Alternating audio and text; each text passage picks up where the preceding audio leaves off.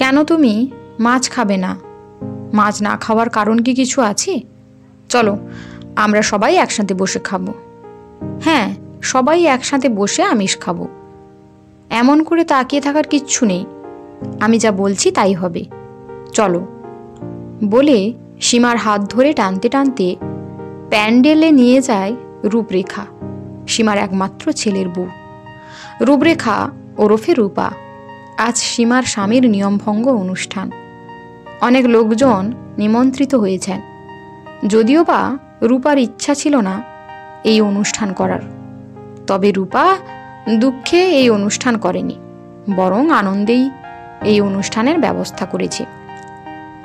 নিয়মানুযায়ী রূপা সব আত্মীয়দের পাতে শোল মাছ পোড়া দিয়েছে। রূপার ননদ অন্তরা, ওর বর অনুপম আর ছেলে অনুরূপ এবং ওর বিধবা শাশুড়ি মাকে নিয়ে খেয়ে নিয়েছে। রূপা আর ওর বর অনিন্দ খেতে বাকি। অন্তরা খুব ঘটা করে মায়ের জন্য নিরামিষ ভাত গুছিয়ে ঘরে দিয়ে এসেছে। সীমা চোখের জল মুছতে মুছতে সবে খাওয়া আরম্ভ করবেন, তখন রূপা ঘরে ঢুকে ওনার কাছ থেকে খাবারের থালাটা সরিয়ে দিয়ে বলে, তোমাকে এসব খাবার কে দিয়েছে? চলো আমার সাথে। সীমা বলে, কোথায়? আমি তো খেতে চাইছিলাম না, আমি তো সেদ্ধ ভাত খাবো বলেছিলাম। তোর ননদ এসে জোর করে দিয়ে গেল, বলল তাড়াতাড়ি খেয়ে নাও। রূপা বলে, দিদিভাইয়ের কি হয়েছে? নিজে তো নিজের বিধবা শাশুড়িকে পাশে বসিয়ে খেলো, তোমার বেলায়? যাগ্গে চলো। সীমার পাতে পোড়া শোল মাছের এক টুকরো দিতেই অন্তরা বলে ওঠে, এ কি করলি রূপা? মাকে আমিষ খাইয়ে দিলি? রূপা বলে, যিনি মারা গেছেন তিনি কি মাকে বারণ করে গেছেন? তাছাড়া এইসব শ্রাদ্ধ শান্তি করা বা এইসব নিয়ম মেনে চলা মানে মৃত ব্যক্তিকে শ্রদ্ধা জানানো না। তুমি বলো তো, তোমার বাবা কি শ্রদ্ধার পাত্র ছিলেন? অন্তরা রূপার কানের কাছে মুখ এনে বলে, এতগুলো লোকের সামনে আমিষ না খাওয়ালেই পারতিস, লোকে কি ভাববে বলতো? রূপা আর কথা বাড়ায়নি, জোর করে সীমার মুখে মাছ ভাত ঢুকিয়ে দিয়ে বলে, নিজের খাবার নিজে খাবে, তাতে আবার লুকো ছাপার কি আছে? কে কি বললো তাতে আমার কিচ্ছু যায় আসে না। পরে নিজেও খেতে আরম্ভ করে। রূপা ডুবে যায় ঠিক 5 বছর আগের দিনগুলোতে। রূপরেখার এই 5 বছর হলো বিয়ে হয়েছে। নিজেরা দেখাশোনা করেই বিয়ে করে। ভাগ্যিস অনিন্দ ভাব করেছিল, তাই হয়তো ও বিয়ে করে সংসার করতে পেরেছে। তা না হলে ওর বাবা নিজে কোনোদিনই বিয়ে দিতেন না, আর ওর মায়ের ক্ষমতা ছিল না ওনার বিরুদ্ধে গিয়ে কিছু করার। অন্তরাও পালিয়ে গিয়ে বিয়ে করেছিল, তাও প্রায় বছর 10 আগে।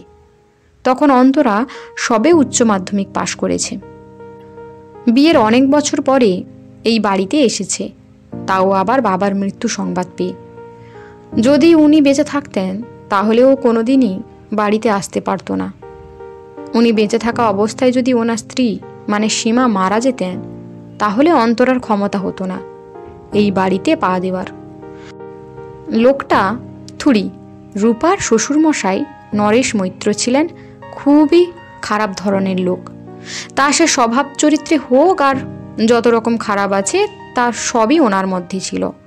রূপা শুনেছে উনি নাকি ওর শাশুড়ি মাকে নিজে দেখে শুনেই বিয়ে করেছিলেন। বিয়ের আগে এবং পরে উনি পরনারীতে আসক্ত ছিলেন। রূপা শুনেছে উনি চাকরি করতেন না, ব্যবসা করতেন। কিসের ব্যবসা তা উনি নিজেই জানতেন।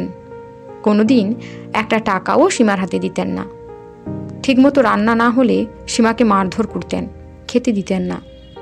বছরে 2টো শাড়ি কিনে দিতেন, সেই শাড়ি ছিঁড়ে গেলেও কিনতেন না। প্রতিদিন উনি মদ খেতেন, জুয়া খেলতেন।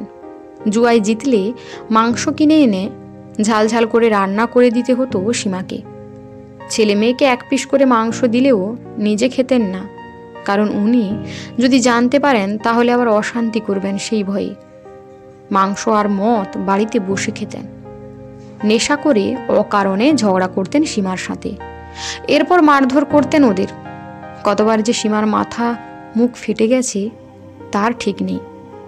সীমা খুব শান্ত ধরনের মানুষ। বাবা অনেক ছোটবেলায় মারা গিয়েছিলেন, আর ওর বিয়ের পর ওর উপর জামাইয়ের অত্যাচার সহ্য করতে পারেননি সীমার মা। একদিন হার্ট ফেল করে মারা যান।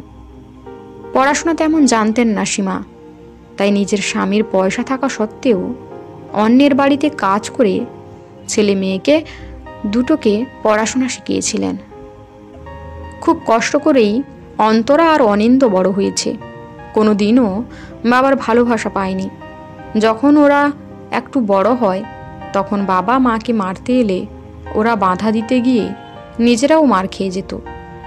অন্তরা একদিন পালিয়ে গিয়ে বিয়ে করে, এরপর আর এই বাড়িতে আসেনি। অনিন্দ পড়াশোনাতে বেশ ভালো, পড়তে পড়তে কিছু টিউশন জোগাড় করে নিজের পড়ার খরচ চালাতো। চাকরি পাওয়ার পর মাকে নিয়ে এই বাড়ি ছেড়ে চলে যেতে চেয়েছিল, কিন্তু সীমা যেতে চাননি। অনিন্দ নিজের পয়সায় বিয়ে করে তাতে উনি বাধা দিতে চান, কিন্তু পেরে ওঠেননি, কারণ ততদিনে রূপা যে ওনার সব কথা জেনে গিয়েছিল। উনি বুঝতেই পেরেছিলেন ওনার জম আসছে এই বাড়িতে। রূপা নিজের চোখে দেখেছে উনি ওর শাশুড়ি মায়ের ওপর অত্যাচার করেছেন।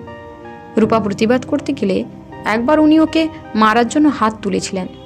তখন রূপা এমনভাবে ওনার হাতটা চেপে ধরে যে উনি বাবা গো মা গো বলে চেঁচিয়ে ওঠেন। তখন ওর শাশুড়ি মা বলেন, ছেড়ে দে, ছেড়ে দে, পাপ লাগবে যে। রূপা বলে, আমি যদি প্রতিবাদ না করি তবেই পাপ লাগবে মা। ওনার দিন শেষ। আর একদিন উনি রাগ করে রান্না খারাপ হয়েছে বলে এমনভাবে খাবারের থালা ছুঁড়ে ফেলেন যে সীমার মাথার পাশ দিয়ে চলে যায়, কিন্তু গিয়ে পড়ে রূপার পায়ের কাছে। রূপার মাথা গরম হয়ে যায়। রূপা সেদিন ওনাকে দিয়ে সেই খাবারের থালা আর খাবার পরিষ্কার করে তবেই ছাড়ে। পরে রূপা বলে, ওই খাবার খেতে হলে খান, নইলে আজ আপনার খাওয়া বন্ধ। রূপার বিয়ের বছর দুয়েক পরেই একদিন ওনার স্ট্রোক হয় এবং একদিক প্যারালাইসিস হয়ে বিছানায় নেন। প্রায় বছর 3 এইভাবেই বিছানায় শুয়ে থাকতেন। প্রথম প্রথম কথা বলতে বা উঠতে না পারলেও শুয়ে শুয়ে সীমার ওপর চোটপাট করতেন। সীমাই ওনার সেবা করতেন। শেষের দিকে যখন উনি একদম নড়াচড়া করতে পারতেন না, তখন ওনার চোখ দিয়ে কেবল জল গড়িয়ে পড়ত, হয়তো অনুতাপ বা অনুশোচনায়। রূপা ঘেন্নায় ওনার ধারে কাছে যেত না। শেষের দিকে ওনার দিকে তাকানো যেত না। ওই দশাসই চেহারাটা একদম বিছানার সাথে মিশে গিয়েছিল। একদিন ঘুমের মধ্যেই উনি মারা যান, কেউ বুঝতে পারেনি। পরের দিন সকালে দেখা যায় শরীরে লাল পিঁপড়ে ভর্তি হয়ে গেছে। হঠাৎ করেই সীমার ডাক রূপার সম্বিত ফেরে। সীমা বলেন, আমার গলা দিয়ে মাছ নামবে না রে। সত্যিই তো, পাড়া প্রতিবেশী আত্মীয় স্বজন কি বলবে? অন্তরা তো ঠিকই বলেছে, তাছাড়া আমাদের মতো ব্রাহ্মণ বাড়ির বিধবাদের মাছ খেতে নেই রে, বলেই চোখে আঁচল চাপা দিয়ে ঠুকরে কেঁদে ওঠেন।